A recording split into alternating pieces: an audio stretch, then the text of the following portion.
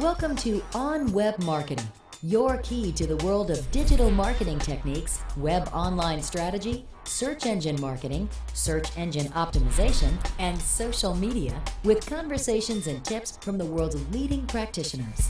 You can access related resources, recommended reading, special offers, and more when you visit the On Web Marketing Resource Center at informit.com/webmarketingcenter.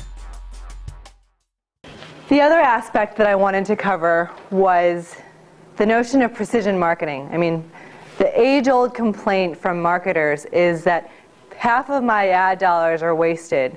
The problem is I just don't know which half, because it was too difficult to measure. But Facebook changes that. If you remember, we talked about the notion of ubiquitous online identity earlier. People are really forthcoming about information about themselves, like their gender, where they live, what their interests and hobbies are. They're forthcoming because they have this new cultural norm that they face to establish and convey their identity.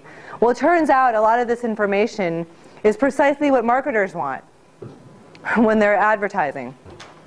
So if I'm a manufacturer of golf clubs, instead of showing ads to everybody, I can say, well, why don't I just show ads to people who have golf in their set of interests in their profile? I mean, why not? Sounds like an easy enough thing to do. And what happens is that you have far fewer wasted ads.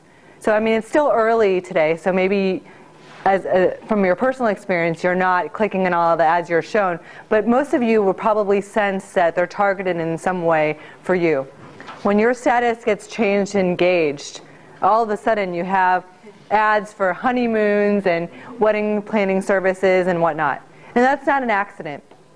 And it's really just the beginning of where we see a lot of marketing and advertising dollars go. And there's also the notion of latent interest. So Google did really well. Search marketing did really well because you caught people at the moment they were ready to buy. When they were searching for a digital camera, they were ready to buy. They were doing comparison shopping. A lot of times they already knew what model they wanted. But what about all the people before? How do you get them to the point where they're going to do search marketing and search on a digital camera? Well, this is one way to do it. Because before it was cost prohibitive, because you had to do a banner or a billboard and try to access everyone. Now you could target certain age groups. You could target certain friend groups. If a lot of people in a certain network have been buying digital cameras, maybe there's social pressure, maybe there's a tendency or a likelihood that this individual would buy as well. And so what you can do is start to capture this latent interest. Just like the grocery store puts the candy and the gum and the batteries in the aisle, you go, you know, Google is kind of like your shopping list.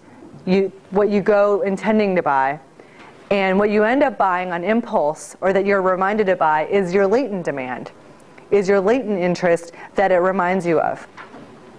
And so that's basically the analogy that we can start to think about. The other thing that enables you to do cost effectively now is to test new segments and to test new messaging. So Bonobos is a men's pants company. And so they target their ads to men because women aren't going to buy their pants.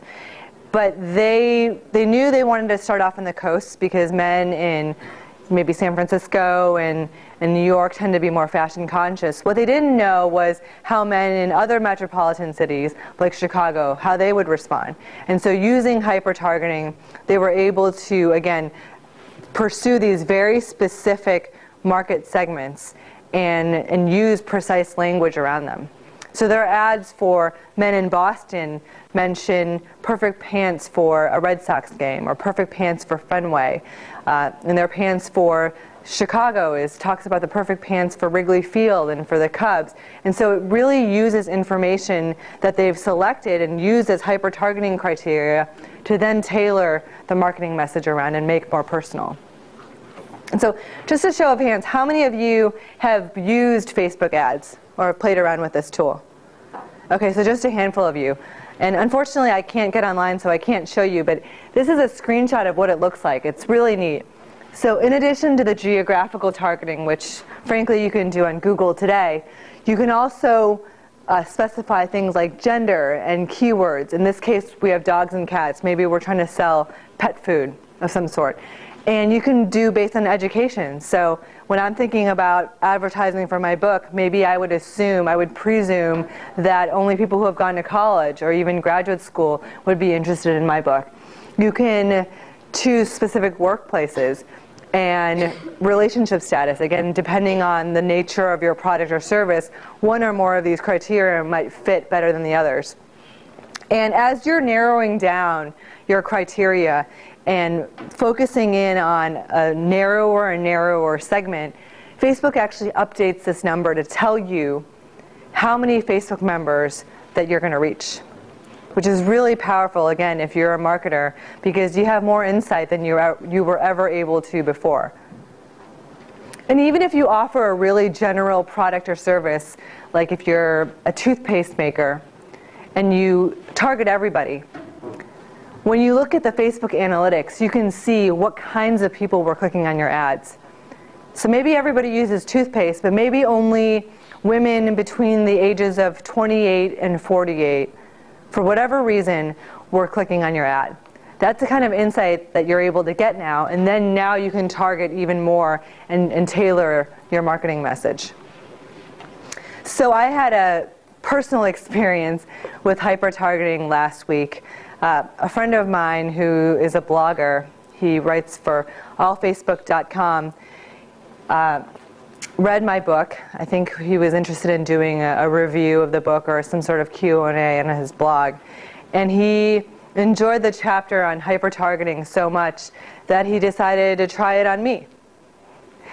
So he went through, and he obviously has access to my profile because we're friends on Facebook, and he kept narrowing down these criteria until the number down here was 1.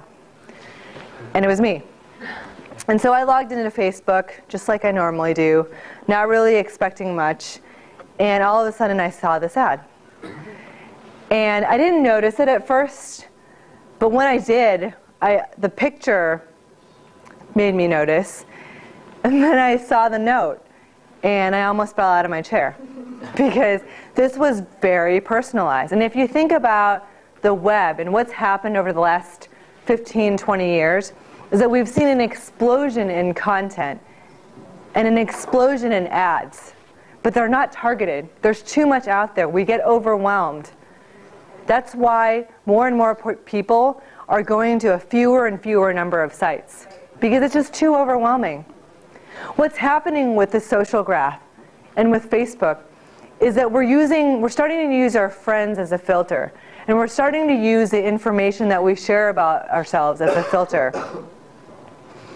And so this ad was perfect for me. And sure enough, I clicked on the ad, and it took me to his blog where he had a private message telling me that he wanted to review my book. Thanks for podcasting with us.